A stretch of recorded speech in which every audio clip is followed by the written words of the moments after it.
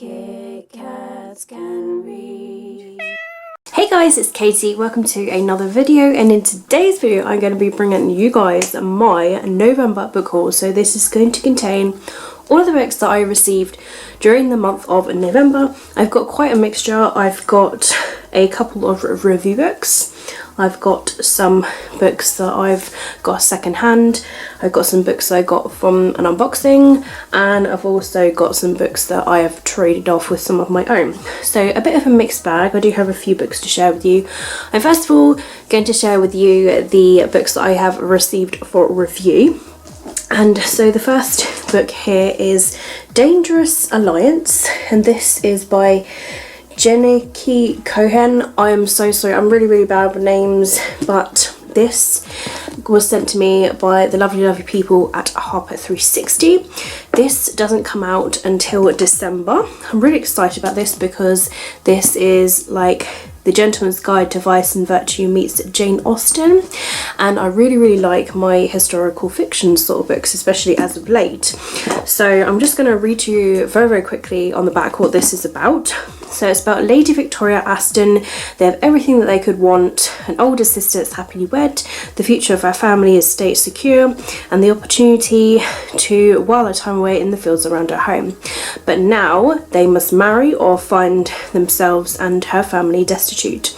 Armed with the wisdom that she's gained from her novels by Jane Austen, she encounters society's treacherous season.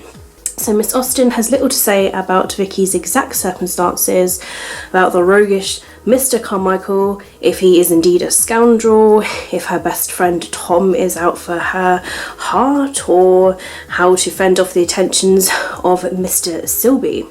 So Vicky's books are silent on the topic of the mysterious accidents that are cropping up around her and that could prevent her from surviving until her wedding day. So it definitely sounds very Jane Austen-like, and like, you know, with these three men, and it also sounds like there's like a mystery involved as well. So I really like the sound of this. I tend to love books that HarperCollins, especially Harper Teen, publish. I don't think I found a book yet by HarperCollins that I have found to be like, this was crap.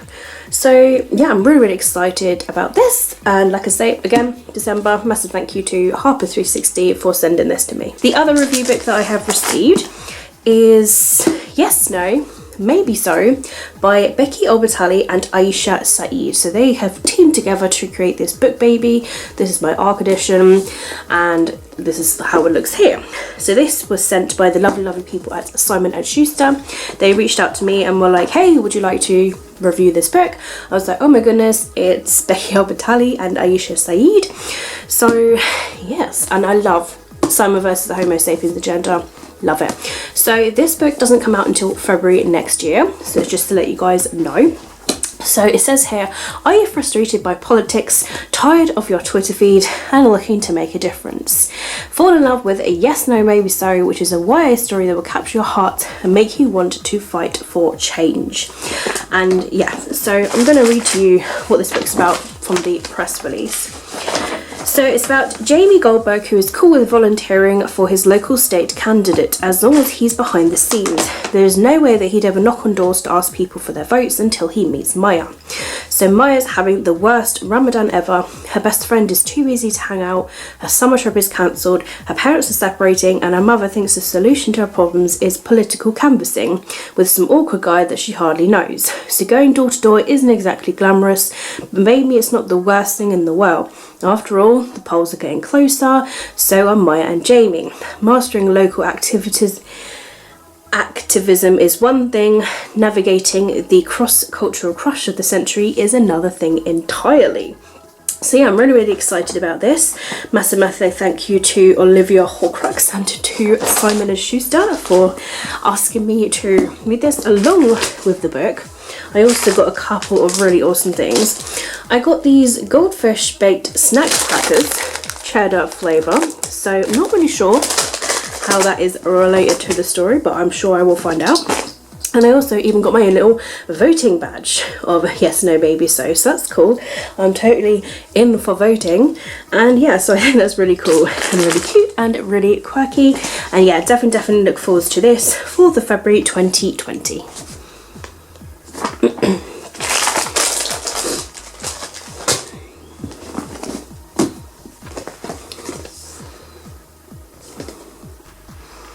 My next item that I just want to very quickly share with you is a bookmark that a really sweet, lovely girl called Sophie, she reached out to me and was like, hey, I've got these Harry Potter bookmarks, would you like one? She sent it with a lovely letter as well, and I have totally, if honest, I will put my hand on my heart and I will say I've not got around to showing this in the video yet. So I saw it and I was like, I need to show it as like a massive gratitude. So I'm really sorry, Sophie, that it's so late for me to do this, but this is the bookmark that she sent me, and it says here, I don't go looking for trouble, trouble usually finds me.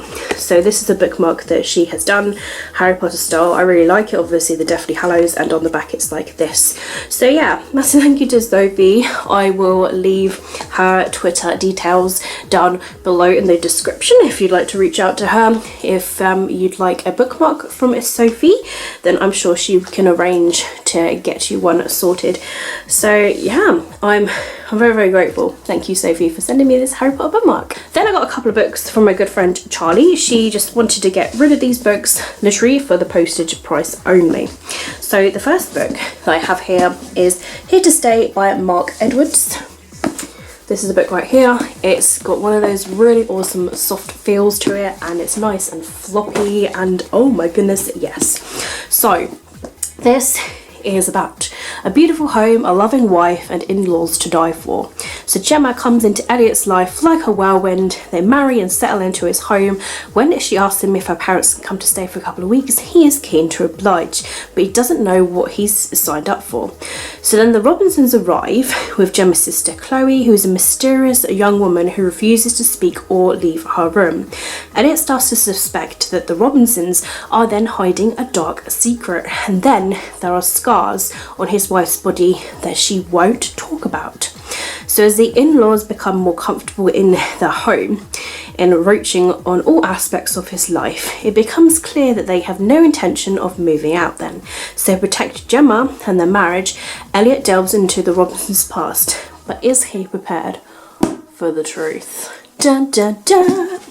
So yeah, nice little thriller mystery perhaps, but yeah, definitely a mystery, and I'm all for this. The other book that I got, I do actually already own, but the UK version, but I really like the cover to this one. So yeah, and as it was being given as like a whole package, I thought, yeah, you know what, why not?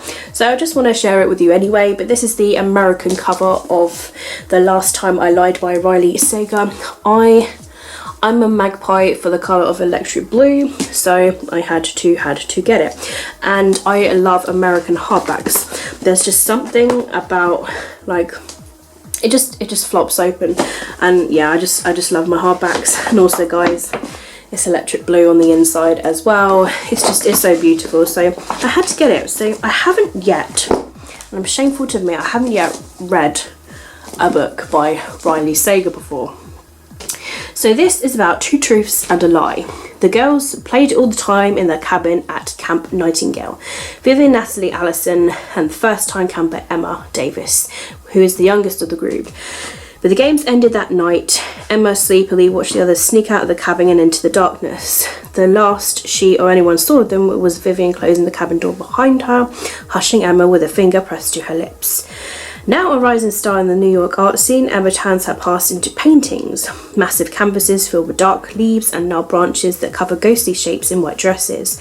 When the paintings catch the attention of Francesca Harris White, the wealthy owner of Camp Nightingale, she implores Emma to return to the camp as a painting instructor. So seeing an opportunity to find out what really happened to her friends all those years ago, Emma then agrees. So there's familiar faces, unchanged cabins, and the same dark lake that haunts Nightingale, even though the camp is opening its doors for the first time since the disappearances.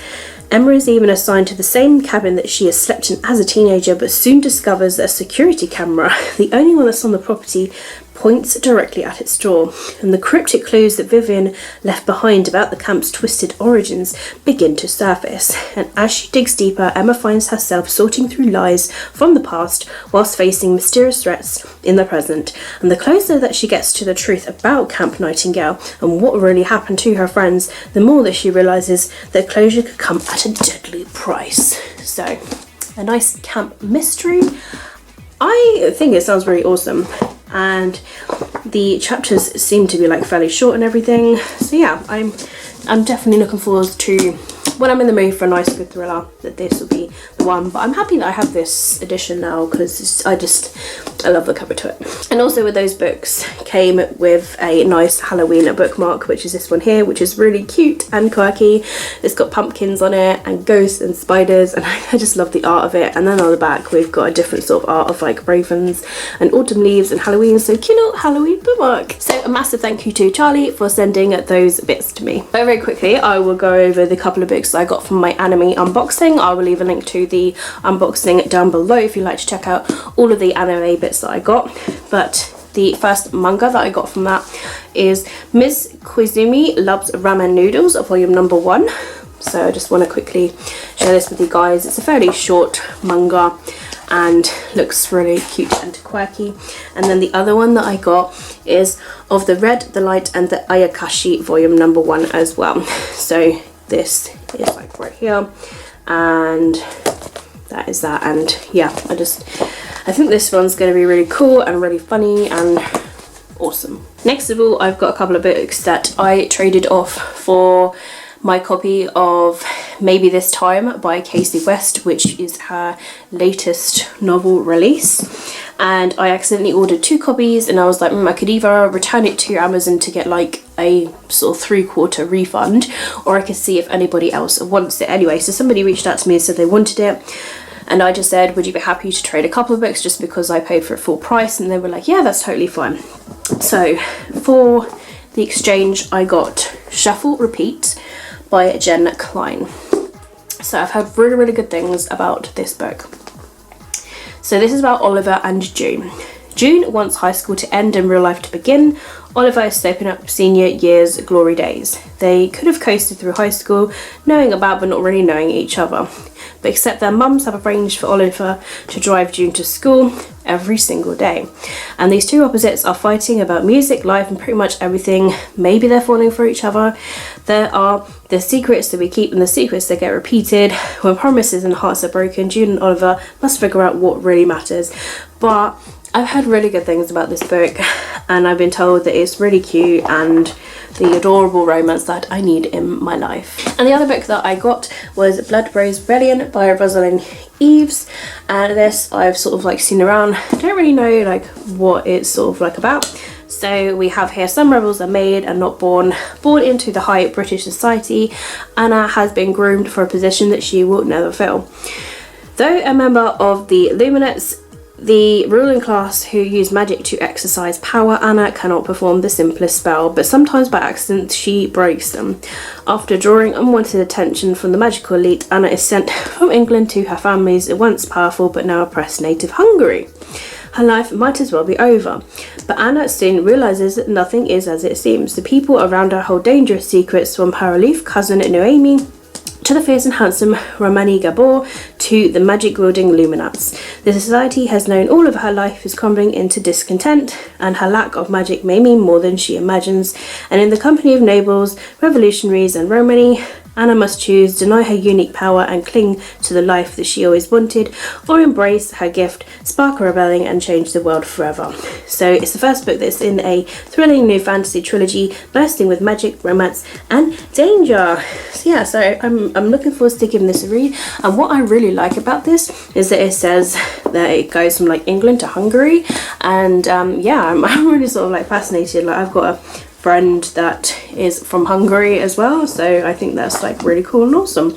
And I don't think I've read a book that's gone like to Hungary either, so yeah, I think that's really cool and nice fantasy, and hopefully I enjoy it. And then I have The Beautiful by Renée Ahdieh. This is a book that I ordered.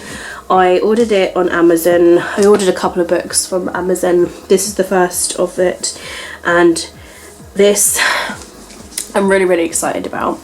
I've probably been anticipating it for quite a few months, to be honest. There's a lot of quotes on the back here from like a few other authors. We've got The Wrath on the Dawn, Flame in the Mist. So this is Renée Adier's new and latest novel. And I'm really, really excited about this. So, it says here, in 1872, New Orleans is a city ruled by the dead. But to 17-year-old Celine, it's also a safe haven after she is forced to flee her life in Paris. Quickly enraptured by the vibrant city, from its music to its extravagant soirees, and even its danger, she soon becomes embroiled in the city's glitzy underworld, and particularly the group known as La Cour de Lions. But when a body is found in their lair, Celine is forced to battle her attraction for the group's enigmatic leader Sebastian, and suspicions about his guilt along with her own secrets. As more bodies are then discovered, New Orleans becomes gripped by the terror of a serial killer that's on the loose, one who seems to have Celine in his sights. But when she finally takes matter into her own hands, she finds herself caught in the midst of an age-old feud between the darkest creatures of the night, where the price of forbidden love is her life. Here's underneath, it's all black. So yes, I'm really, really excited about this. I have been avoiding people sort of talking about it, really. Like I like to pretty much make my own opinions of books, really. I like how it falls open. I just love hardback books, really. But yeah, so this is published by Hodder and Stoughton. I am really excited about this book. I mean, vampires, you know, it's pretty, yeah, and it reminds me of the originals, like when it's just like the New Orleans, City of the Dead. I just think of the originals because they go to New Orleans and the vampires are there. So, but I'm hoping that I do really enjoy this book, and I probably will get around to reading it soon. I'm hoping to see if I can put it on my December TBR, because my November TBR has been sorted already, and I don't really want to stray away from my TBR, but who knows what's going to happen, because I'm a mood reader, and if I'm in the mood to read it, I will just read it, and that's just the way it is. Today is the 27th of November, and I've just received a last minute package from the publisher Orion. I already know what book this is. I actually won this, and I think this book sounds really, really cool. So I'm gonna open it for you guys and see. So it's finally come. Ooh, hello, what's this? We've got some, it's a sweetie watch. That is really cool. Sweetie watch. And so that's it. This is a large paperback. So this doesn't actually release until March next year. So I think this is actually my first physical arc that doesn't release until next year.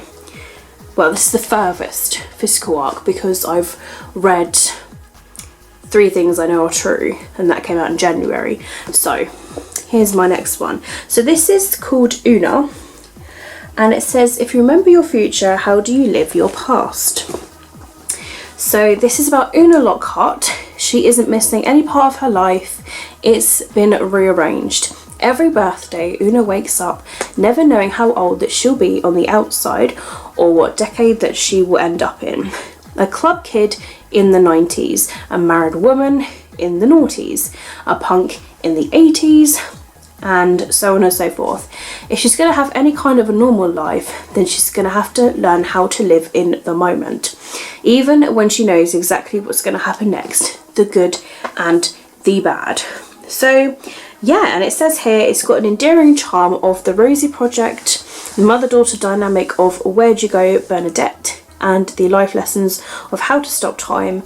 The rearranged life of Una Lockhart takes you on an extraordinary journey with the most memorable character that you will meet this year. Leap right in on the 5th of March 2020.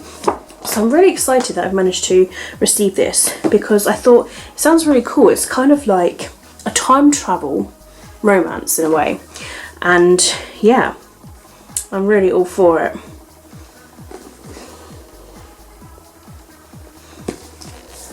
So again, a massive thank you to the lovely people at Orion, especially you, Stevie, if you're watching. Thank you so much for sending me this and this jewellery watch. And yeah, I'm really excited to get around to reading it. And yeah, I'm really happy that I've managed to win this copy. I'm looking forward to 2020 already, because I think there's so many brilliant releases. I've already read one that's come out in January, like I say, and I really thoroughly enjoyed that, and this just sounds like it's going to be absolutely epic. So yeah, I'm really excited, looking forward to it, and yeah. So there you have it, guys. That is the end of my November book haul. All of the books that I've acquired during the month of November. I've been pretty good, all things considered. Like, it was the beginning of November / maybe the last day of October where I actually received these books. And I've received the 2 review books during like mid-November. So yeah, and I've been pretty good. I ordered The Beautiful and The Queen of Nothing pretty much beginning of November possibly. So yeah, it's nice that I've got those now. And I did the book trade, I think either end of the month or beginning of November, but I think it was like the end of October. And to be honest, I just thought I'd slot it into the same video. So that's it for this video, guys. If you have read any of these books, let me know down below what you thought about them. I apologise if I sound really like rough. I'm currently going through a bit of a cold at the moment, so I might sound a bit like but yeah, it is the way it is. Colds go around all the time. I work in care. It's just the way it is. But I'm really excited about all of ththese books. Let me know if there's a particular book you think that I would like and that I should enjoy and I should read first. And let me know what books you've recently acquired down in the comments below. But all in all, guys, if you have enjoyed it, give it a thumbs up so I know that you guys have. Keep smiling, keep reading, and be happy. All of my social media links, as always, are in the description box below if you'd like to follow me elsewhere. And I'll see all of you wonderful, awesome people in my next video. Bye!